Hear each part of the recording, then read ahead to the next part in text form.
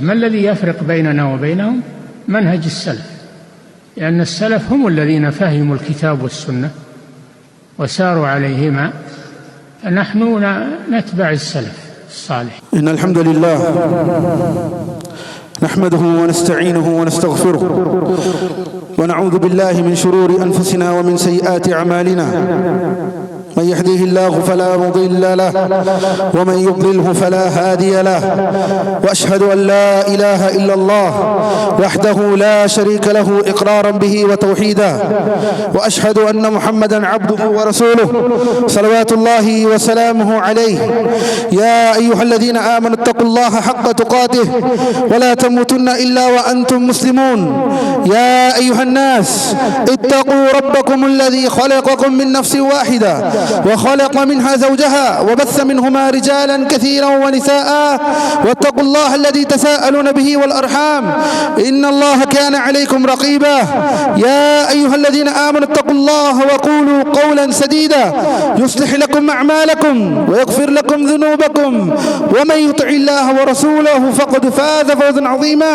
أما بعد، فإن أصدق الحديث كتاب الله، وخير الهدي هدي محمد صلى الله عليه وسلم، وشر الأمور محدثاتها، وكل محدثة بدعة، وكل بدعة ضلالة، وكل ضلالة في النار.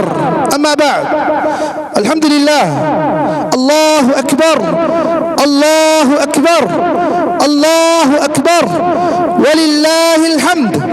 الله أكبر كبيرا، الله أكبر كبيرا. الله நடிகார்களே, அன்பான சகோதர சகோதரிகளே, மாபெரும் ஒரு நாளில் இன்று அல்லாஹ்வுடைய கிருபையை கொண்டு சங்கமித்திருக்கிறோம். அல்லாஹ்வுக்கே எல்லா புகழும், வலில்லாஹில் ஹம்த். அல்லாஹ் தன் திருமறையிலே சொல்கிறான், இன்னா அஅதைனாக்கல் கௌஸர் ஃபஸல்லி லிரப்பிக வன்ஹர். நபியே, உங்களுக்கு நாம் இந்த கௌசரை கொடுத்தோம், இந்த தடாகத்தை கொடுத்தோம். ஃபஸல்லி லிரப்பிக் வன்ஹர். ஆகவே உங்கள் இரட்சகனுக்கே நீங்கள் தொழுங்கள், உங்கள் இரட்சகனுக்கே நீங்கள் அறுத்து பலியிடுங்கள் என்று அல்லாஹ் தன் திருமறையை சொல்கிறான். அல்லாஹ்வின் அடியார்களே, நம்மிலே பெரும்பாலானவர்கள் இன்று மாபெரும் வணக்கத்தை செயல்படுத்த இருக்கிறோம். என்ன வணக்கம் அது? அல்லாஹ்விற்காக அறுத்து பலியிடுவது. அல்லாஹ்வின் தூதர் ஸல்லல்லாஹு அலைஹி வஸல்லம் அவர்கள் சொன்னார்கள், லஅனல்லாஹ் மன் ஸபஹ லிகைரில்லாஹ், லஅனல்லாஹ் மன் ஸபஹ லிகைரில்லாஹ்.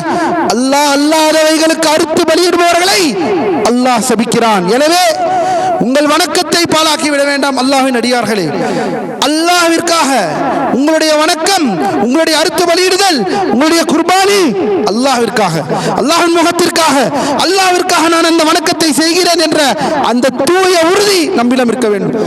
நன்மையை பிரித்து என்பதில் அது வேறு. ஒரு ஆட்டை அறுப்பதினால் எனக்கும் இந்த நன்மை வர வேண்டும், என் பிள்ளைகளுக்கும் நன்மை வர வேண்டும், என் குடும்பத்தார்களுக்கும் நன்மை வர வேண்டும் என்று சொல்வது வேறு. அல்லாஹ்வின் அடியார்களே, ஆனால் அவருக்காக இருக்கிறேன், இவருக்காக இருக்கிறேன், இவருக்காக இருக்கிறேன் என்ற அந்த அடிப்படையில் சொல்லாதீர்கள். அல்லாஹ்வின் அடியார்களே, அது மார்க்கத்திற்கு முரணான விஷயம். வலில்லாஹில் ஹம்த். அதே போல் அல்லாஹ்வின் அடியார்களே, எந்த நாளிற்காக சங்கமித்திருக்கிறோம்? எப்படிப்பட்ட நாள் இது?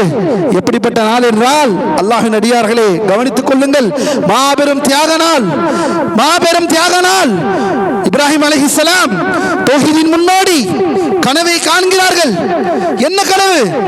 அல்லாஹ் சுப்ஹானஹு வ தஆலா அவருடைய கட்டளை வருகிறது, தன் மகனை தியாகம் செய்ய தயாராக வேண்டும்.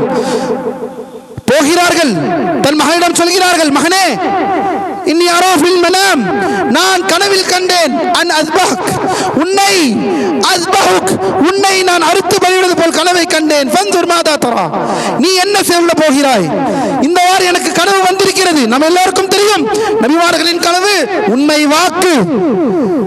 அதை கேட்ட இஸ்மாயில் அலைஹிஸ்ஸலாம் கொஞ்சம் கூட தனியாமல், கொஞ்சம் கூட தயங்காமல் தந்தையே, நீங்கள் என்ன செய்கிறீர்களோ நிச்சயமாக அதற்காக என்னை பொறுமையாளி உருவாக நீங்கள் பார்ப்பீர்கள்.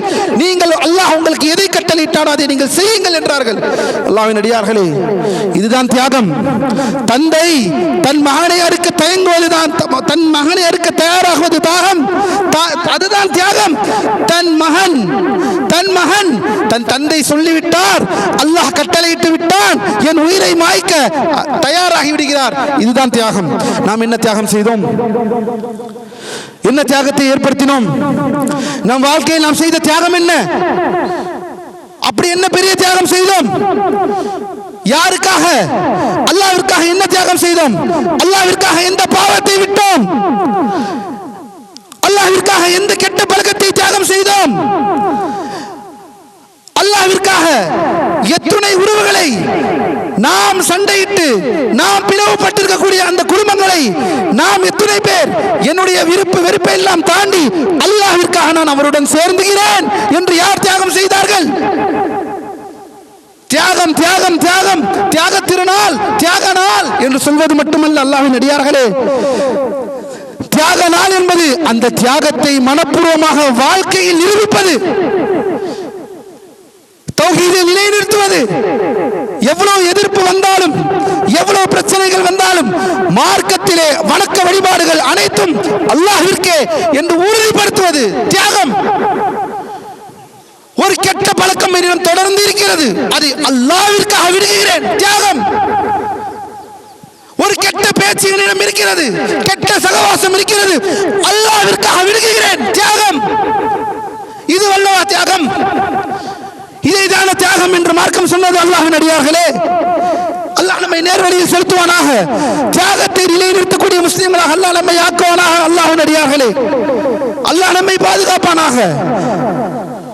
தியாகத்தை நிலைநிறுத்தக்கூடிய முஸ்லிம்களாக, தியாகத்தை நிலைநிறுத்தக்கூடிய ஆண்களாக, பெண்களாக, உறவுகளை விட்டு இருந்தால் உறவுகளை சரி செய்து கொள்ளுங்கள்.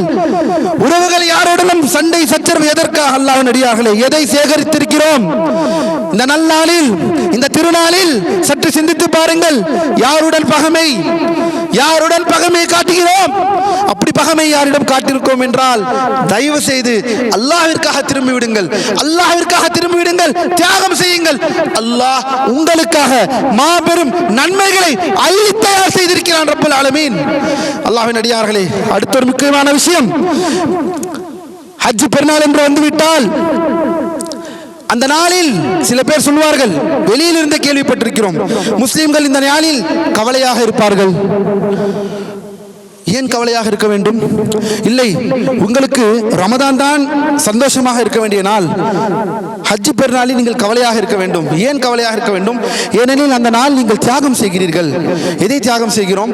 நீங்கள் பார்த்து பார்த்து வளர்த்த அந்த ஆட்டை நீங்கள் தியாகம் செய்வதால், அதை அறுத்து பலியிடுவதால் உங்களுக்குள் கவலை ஏற்படும். அதனால் நீங்கள் அந்த நாளை துக்க நாளாக நீங்கள் அனுசரிக்க வேண்டும்.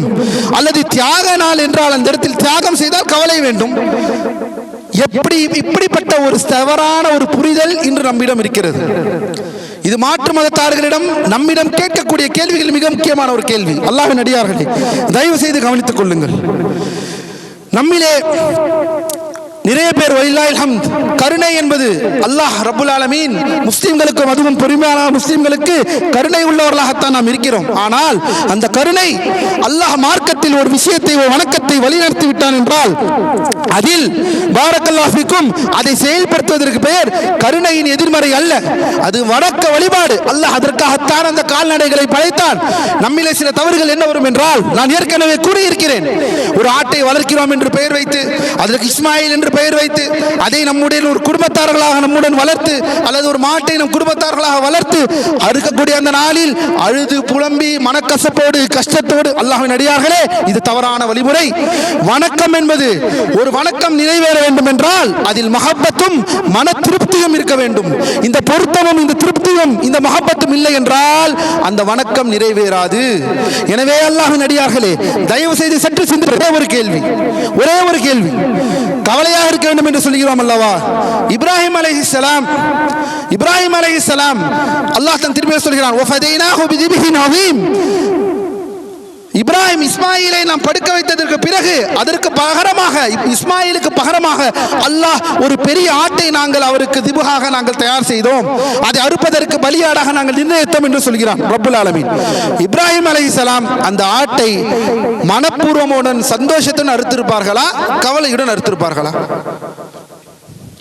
இப்ராஹிம் அலைஹிஸ்ஸலாம் அந்த ஆட்டை சந்தோஷமாக அறுத்திருப்பார்களா, கவலையுடன் அறுத்திருப்பார்களா? ஒரே கேள்வி. தன் மகனை அல்லாஹ் அந்த இடத்திலிருந்து நீக்கிவிட்டான். நெத்தியை குப்புற போட்டு படுக்க போட்டு அறுப்பதற்கு தயாரான இப்ராஹிம் அலைஹிஸ்ஸலாம் அவர்களுடைய அந்த ஈமானை அல்லாஹ் சோதித்தான். சோதித்த அந்த ஈமானில் வெற்றி பெற்றார்கள். அதற்கு பிறகு பகரமாக ஒரு மாபெரும் வணக்கமாக அன்று உறுதியாக்கப்பட்ட வணக்கம் இன்று வரை தொடர்ந்திருக்கிறது. ஒரே கேள்வி, இப்ராஹிம் அலைஹிஸ்ஸலாம் கவலையுடன் அறுத்தார்களா, சந்தோஷத்துடன் அறுத்தார்களா? நம்மை விட இரட்டிப்பு சந்தோஷமாகத்தான் இருக்க முடியும். ஏனென்றால் தன் மகனை வலில்லாஹிம், தன் மகனும் தனக்கு கிடைத்து விட்டார், ஒரு ஆட்டையும் நாம் அறுக்க போகிறோம். இதுதானே வணக்கம், இப்படித்தானே இருக்க வேண்டும். இன்று ஹாஜிகள் மக்காவிலே இருக்கிறார்கள், அத்தனை பேர் கோடான கோடி மக்கள் இன்று ஹஜ்ஜியை அறுப்பார்களே, பலிப்பிராணியை ஹஜ்ஜுக்கு கொடுக்க வேண்டிய தமத்து ஹஜ்ஜுக்கும் கிரான் ஹஜ்ஜுக்கும் தர வேண்டிய பலிப்பிராணியை கொடுப்பார்களே, மனப்பூர்வமான அறுக்காக வேண்டும் அல்லாஹ்வின் அடியார்களே. எனவே இந்த தவறுகளை நாம் செய்ய வேண்டாம், இந்த விஷயத்தில் கவனம் செலுத்த வேண்டும். உதுஹியா சட்டத்தில் இது மிக முக்கியமான சட்டம். நீங்கள் பார்த்து பார்த்து அல்லாஹு அக்பர் பிஸ்மில்லாஹ் என்று சொல்லி யா அல்லாஹ் அல்லாஹும்ம ஹாதா மின்க வலக என்ற இந்த துஆவை நாம் சொல்லி கவலையுடனும் கஷ்டத்துடனும் மனப்பூர்வம் இல்லாமல் மனத்திருப்தி இல்லாமல் நீங்கள் அறுத்து விடாதீர்கள் அல்லாஹ்வின் அடியார்களே. அது ஒரு மாபெரும் வணக்கம் என்பதை கவனித்துக் கொள்ளுங்கள். அதே போல் பெண்களே ஒவ்வொரு குடும்பத்தின் ஆணிவேராகவும் ஒவ்வொரு குடும்பத்தின் அஸ்திவாராகவும் இருக்கிறது நம்முடைய பெண்கள், நம்முடைய தாய்மார்கள், நம்முடைய சகோதரிகள். அல்லாஹ்விற்கு பயந்து கொள்ளுங்கள். நான் உங்களுக்கு சொல்லி நீங்கள் பயப்பட வேண்டும் என்று இல்லை. ஏனெனில் உங்களுடைய தூதர் ஸல்லல்லாஹு அலைஹி வஸல்லம் உங்களுக்காக சொன்னார்கள், நான் நரகத்தில் அதிகமானவர்களாக பெண்களை தான் பார்த்தேன் என்று. கண்மணி நாயகம் ஸல்லல்லாஹு அலைஹி வஸல்லம் உங்களுக்காக, உங்களுடைய கணவன்மாருக்கு உங்களுடைய மீது அன்பின் காரணமாக, உங்கள் மீது உள்ள பொறுப்பின் காரணமாக உங்களை எச்சரித்தார்கள். எனவே அல்லாஹ்வின் அடியார்களே, பெண்மணிகளே, சகோதரிகளே, அல்லாஹ்வை திருப்திப்படுத்தக்கூடிய வாழ்க்கையில் வாழுங்கள். உங்களுடைய கற்பை பாதுகாத்துக் கொள்ளுங்கள். உங்களுடைய ஔராக்களை நீங்கள் மறைத்துக் கொள்ளுங்கள். ஹிஜாபை பேணுங்கள். உங்கள் கணவன்மார்களுக்கு கட்டுப்படுபவர்களாக ஒரு மனைவியின் வாழ்க்கை தன் கணவனுக்கு சத்தியத்தில் கட்டுப்படக்கூடிய வாழ்க்கை சுபிக்ஷமான வாழ்க்கை. இதை மறந்துவிட வேண்டாம் பெண்களே. இப்படி ஒரு ஆணும் ஒரு பெண்ணும் ஒரு கணவனும் மனைவியும் சேர்ந்து வாழும் போதுதான் அந்த வாழ்க்கை சரியான வாழ்க்கையாக அமையும். அதை தயவு செய்து நினைவூட்டிக் கொள்ளுங்கள். அல்லாஹ் நம்மை நேர்வழியிலே செலுத்துவானாக. அல்லாஹ் நம்மை பாதுகாப்பானாக. அல்லாஹ் நம் அனைவர்களையும் முஸ்லிம்களை ஒன்று திரட்டுவானாக. இன்னும் கொள்கையில் தௌஹீதிலே எந்த தௌஹீதை நிலைநாட்ட அல்லாஹ்வின் தூதர் ஸல்லல்லாஹு அலைஹி வஸல்லம் அவர்கள் வந்தார்களோ, கற்களை வணங்காமல், மலக்குகளை வணங்காமல், நல்லோர்களை வணங்காமல், மலைகளை வணங்காமல், வானங்களை வணங்காமல், மரங்களை வணங்காமல், யாவர்களையும் வணங்காமல் ஏக இறைவனை வணங்குவதற்காக அல்லாஹ்வின் தூதர் ஸல்லல்லாஹு அலைஹி வஸல்லம் இந்த மாபெரும் அழைப்பை நம் முஸ்லிம்கள் மீது கடமையாக்கினார்கள். நம் மார்க்கம் நமக்கு கடமையாக்கினது. இந்த சத்தியத்தை நிலைநிறுத்துவோம். அல்லாஹ்வின் அடியார்களே, மற்றொரு விஷயம், பள்ளிவாசல்களை தேட வைத்து விடாதீர்கள். பள்ளிவாசல்களை கவலைக்குள்ளாக்கி விடாதீர்கள். பெருநாள் தொழுகை, அதோடு அந்த பெருநாள் தொழுகையின் ஃபஜ்ர், பெருநாள் தொழுகை நேரம் வந்து விடுகிறோம். ஆனால் அதற்கு பிறகு பள்ளிகள் கண்ணீர் வடிக்கிறது, பள்ளிகள் தேடுகிறது முஸல்லீன்களை, தொழுகையாளிகளை பள்ளிகள் தேடக்கூடிய நிலையை ஆக்கிவிடாதீர்கள். அல்லாஹ்வின் அடியார்களே, உறுதியெடுங்கள். இன்னையிலிருந்து உறுதியெடுங்கள் அல்லாஹ்வின் அடியார்களே. துல்ஹஜ் மாதம், அல்லாஹ்வுடைய இந்த புனிதமிக்க இந்த நாட்களை நாம் கடந்து சென்றிருக்கிறோம். இனி நான் இன்ஷா அல்லாஹ் ஐவேளை தொழுவேன். இனி நான் இன்ஷா அல்லாஹ் கெட்ட விஷயங்களை நான் செய்ய மாட்டேன். கெட்ட சகவாசங்களை நான் விட்டு விடுவேன்.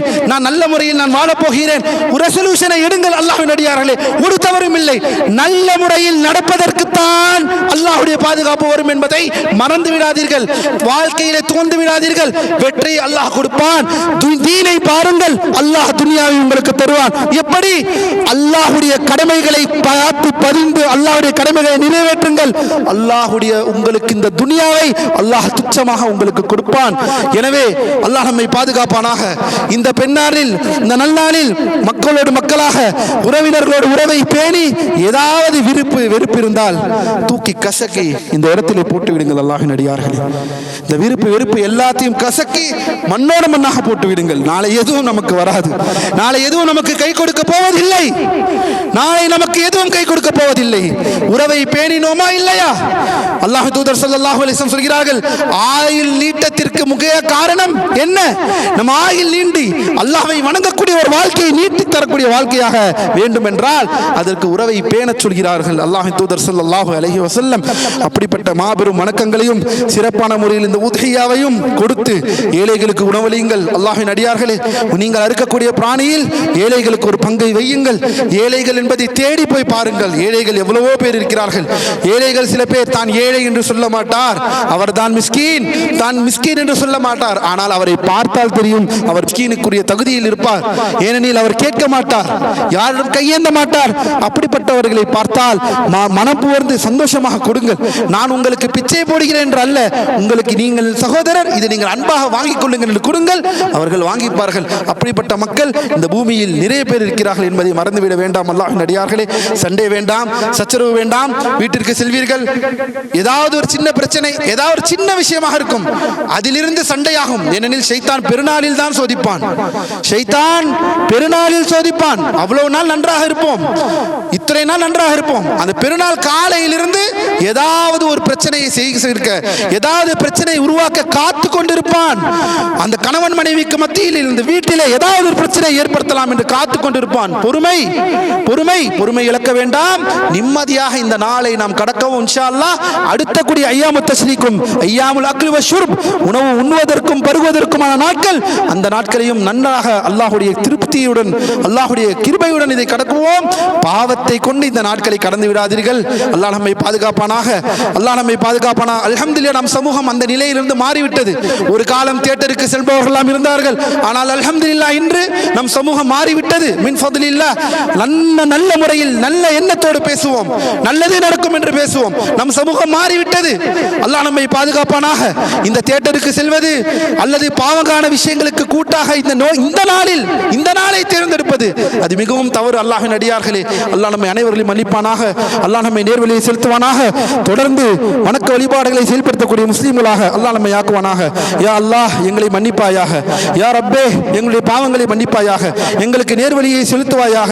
எம் முஸ்லீம்கள் இந்த உலகத்திலே பசியிலும் பட்டினியிலும் வாடிக்கொண்டிருக்கக்கூடிய நம் சக முஸ்லீம்களுக்கும் நம் சக சகோதரர்களுக்கும் யா அல்லாஹ் அவர்களுக்கு நீயே போதுமானவர். யா அல்லாஹ், நீ அவர்களுக்கே போதுமானவர். எங்கெல்லாம் முஸ்லீம்கள் ஒடுக்குதலுக்கும் அடக்குதலுக்கும் ஆளாக்கப்படுகிறார்களோ, தங்கள் வாழ்க்கையை, அன்றாட வாழ்க்கையை, நியாயமான ஒரு வாழ்க்கையை வாழ்வதற்கு கூட தகுதி இல்லாத ஒரு இடமாக ஆக்கி தந்து விட்டார்களோ, யா அல்லாஹ் நீயே போதுமானவன். யா அல்லாஹ், எம் முஸ்லீம்களை பாதுகாப்பாயாக, எம் சகோதர சகோதரிகளை பாதுகாப்பாயாக. கஸாவிலே முக்கியமாக வாழக்கூடிய, பலஸ்தீனிலே வாழக்கூடிய நம் முஸ்லீம்களுக்கும் நம் சகோதர சகோதரிகளுக்கும் ஹஜ்ஜை ஏற்படுத்தக்கூடிய, ஹஜ்ஜுடைய வணக்கத்தை கூட செய்ய முடியாமல் ஒரு தடுக்கக்கூடிய நிலையில் இருக்கக்கூடிய மக்கள், நாம் எப்படிப்பட்ட நியமத்திலே வாழ்கிறோம். அல்லாஹ்வின் அடியார்களே, அந்த மக்களுக்கு அல்லாஹ் தௌஹீதை இன்னும் நிலைநிறுத்துவானாக, அவர்களுக்கு இன்னும் சபரை ஏற்படுத்துவானாக. அடுத்த வருடம் அல்லாஹ்வுடைய கிருபையை கொண்டு அவர்கள் அனைவர்களும் ஹஜ்ஜிற்குரிய அந்த வணக்கங்களையும் தௌஹீதை இருக்கக்கூடிய சத்தியத்திலும் அவர்களை ஆற்றுவானாக. அல்லாஹ் நம் அனைவர்களையும் பாதுகாப்பானாக. அல்லாஹ்வின் அடியார்களே, பாரக்கல்லாஹு ஃபீக்கும். இன்னல்லாஹ வ மலாயிகத்தஹு யுஸல்லூன அலன் நபி யா அய்யுஹல்லதீன ஆமனூ ஸல்லூ அலைஹி வ ஸல்லிமு தஸ்லீமா. இபாதல்லாஹ், இன்னல்லாஹ يأمركم بالعدل والإحسان وإيتاء ذي القربى وينهى عن الفحشاء والمنكر والبغي يعظكم لعلكم تذكرون. فاذكروا الله يذكركم واشكروه على نعمه يزدكم ولذكر الله أكبر والله يعلم ما تصنعون. بيننا وبينكم السلف، بيننا وبينكم الكتب. كان أحمد يقول البدع بيننا وبينكم الجنائز.